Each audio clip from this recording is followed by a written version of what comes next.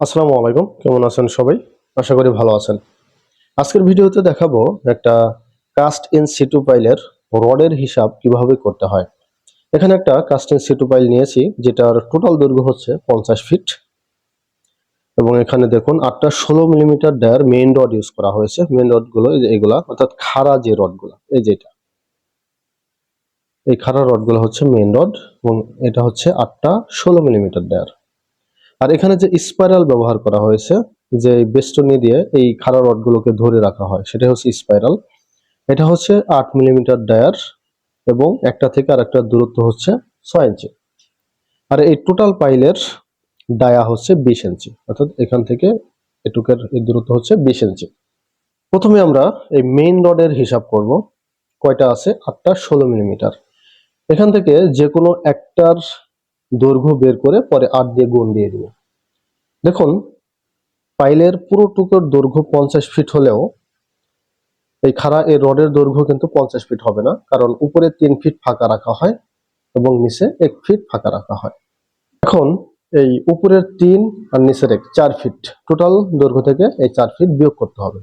তাহলে দৈর্ঘ্য বের করি, 50 ফিট বিয়োগ 4 ফিট। আবার যোগ করতে হবে হচ্ছে, এখানে দেখুন ল্যাপিং ব্যবহার করা হয়েছে 2 ফিট। এটা কেন করা হয়েছে? আমরা বাজারে যে রড পাই সেটার দৈর্ঘ্য হচ্ছে 39 ফিট, কিন্তু এখানে দেখুন এই রডের দৈর্ঘ্য কত? 2 আর 44, টোটাল 46 ফিট রড। তাই এত দৈর্ঘ্যের রড তো আমরা বাজারে পাবো না, তাই আমাদের জোড়া দিতে হবে। এই জোড়া দেওয়াটাই হচ্ছে ল্যাপিং এবং জোড়া দেওয়ার পরিমাণ 2 ফিট। তাহলে আমাদের এর সাথে আবার 2 ফিট যোগ করে নিতে হবে। ক্যালকুলেশন করলে আমরা পাবো 48 ফিট। এটা হচ্ছে এই একটা খাড়া রডের দৈর্ঘ্য। এখানে আছে 8টি, তাই 8 দিয়ে গুণ দিয়ে দিলাম। ক্যালকুলেশন করলে আমরা পাবো 384 ফিট। এখন আমাদের ওজন বের করতে হবে। ওজন নির্ণয়ের একটি সূত্র আছে, সেটা হচ্ছে d² ভাগ 532 গুণ L। এই ডিটা হচ্ছে কত মিলিমিটার ডায়ার রড ইউজ করেছি, দেখুন 16 মিলিমিটার। তাহলে কি দেব? 16 স্কোয়ার ভাগ 532 গুণ L হচ্ছে কত দৈর্ঘ্যের রড, কত দেখুন 384 ফিট। ক্যালকুলেশন করলে আমরা পাবো 185 কেজি, অর্থাৎ 16 মিলিমিটার ডায়ার রড আমাদের 185 কেজি লাগবে এই পাইলটাতে। এখন হচ্ছে স্পাইরাল রডের দৈর্ঘ্য নির্ণয় করব। স্পাইরাল রডটা কোনটা আগে বলেছি, এই যে ভিতরের এই গোল যেটা। স্পাইরাল রডের দৈর্ঘ্য নির্ণয়ের জন্য আমাদের একটি সূত্র রয়েছে, সেটা হচ্ছে n পাই বড় ডি প্লাস ছোট ডি প্লাস 8d।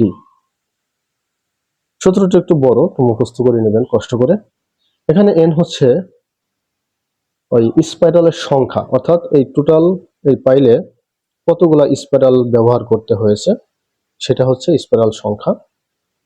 পাই এর মান আমরা জানি 3.1416। ডি হচ্ছে স্পাইরালের ব্যাস, অর্থাৎ এই স্পাইরালের এই কর্নার থেকে এই কর্নার পর্যন্ত দূরত্ব, এটাই হচ্ছে ব্যাস। এই টোটাল ব্যাস হচ্ছে 20 ইঞ্চি পাইলের, অর্থাৎ এই কর্নার থেকে এই কর্নার পর্যন্ত 20 ইঞ্চি। আমাদের পাইলে সাধারণত 3 ইঞ্চি ক্লিয়ার কভার রাখা হয়, অর্থাৎ এখানে 3 ইঞ্চি বাদ যাবে, এই পাশে 3 ইঞ্চি, টোটাল 6 ইঞ্চি। এই 6 ইঞ্চি বাদ দিলে আমাদের এই স্পাইরালের যে ব্যাস সেটা পেয়ে যাব। তাহলে কত পেলাম? 14 ইঞ্চি।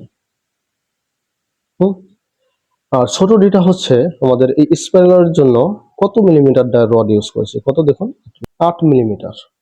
তাহলে এটা হবে হলো 8 মিলিমিটার। একটা পেয়েছি ইঞ্চিতে আর একটা মিলিমিটার, কিন্তু আমাদের লাগবে ফিটে।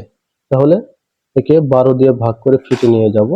আমরা জানি 12 ইঞ্চিতে ফিট। ক্যালকুলেশন করলে পাবো 1.17 ফিট। আর 8 মিলিমিটার, একে যদি আমরা ফিটে নিতে চাই তাহলে আমাদের 304 দিয়ে ভাগ করতে হবে, যেহেতু আমরা জানি 304 মিলিমিটারে 1 ফিট। অনেকে 300 মিলিমিটারেও 1 ফিট ধরে নেয়, এটা ধরতে পারেন, সমস্যা নেই। ক্যালকুলেশন করলে আমরা পাবো 0.026 ফিট। এখন আমাদের স্পাইরালের সংখ্যা বের করতে হবে, অর্থাৎ এখানে কতগুলো স্পাইরাল ব্যবহার করতে হয়েছে এটা নির্ণয়ের একটি সূত্র আছে। সূত্রটি হচ্ছে দৈর্ঘ্য ভাগ স্পেসিং প্লাস 1। এই দৈর্ঘ্যটা আমাদের কত ধরতে হবে এখান থেকে এই পর্যন্ত। এর কারণ কি, উপরের 3 আর 2 এই 5 ফিট, 5 ফিটে কিন্তু কোনো স্পাইরাল নেই। এখান থেকে শুরু হয়েছে এবং লাস্ট এই পর্যন্ত, এটাকে দূরত্ব কত, 44 ফিট। তাহলে আমাদের দৈর্ঘ্য ধরতে হবে 44 ফিট। একে আবার 12 দিয়ে গুণ করে ইঞ্চিতে নিয়ে যাব, এখানে আমাদের ইঞ্চি লাগবে। ভাগ স্পেসিং কত, এই যে দেখুন 6 ইঞ্চি, তাহলে নিচে কত, 6 প্লাস 1। ক্যালকুলেশন করলে আমরা পাবো 89 নোস, অর্থাৎ 89টি ব্যবহার করতে হয়েছে। এটা হচ্ছে এন এর মান, এন। এখন এই স্পাইরাল রডের দৈর্ঘ্য, এই যে সূত্র আছে সূত্রে সবগুলো মান বসিয়ে দিব। এন এর মান কত, 89 গুণ পায়ের মান 3.1416, ডি এর মান এই যে বের করেছি 1.17 ফিট, প্লাস ছোট ডি এর মান 0.026 fit, plus 8d, 8 into D এর মান কত, 0.026 ফিট। এটা যদি আমরা ক্যালকুলেশন করি আমরা পাবো 335 ফিট। এখন ওজন নির্ণয় করব। ওজন নির্ণয়ের ওই একই সূত্র আমরা জানি, ডি স্কোয়ার ভাগ 532 গুণ এল। এখানে ডি কত মিলিমিটার ডায়ার রড ইউজ করেছি স্পাইরালের জন্য, 8 মিলি, তাহলে 8 স্কোয়ার ভাগ 532 গুণ এল এর মান হচ্ছে কত দৈর্ঘ্যের, এই যে দেখুন 335 ফিট।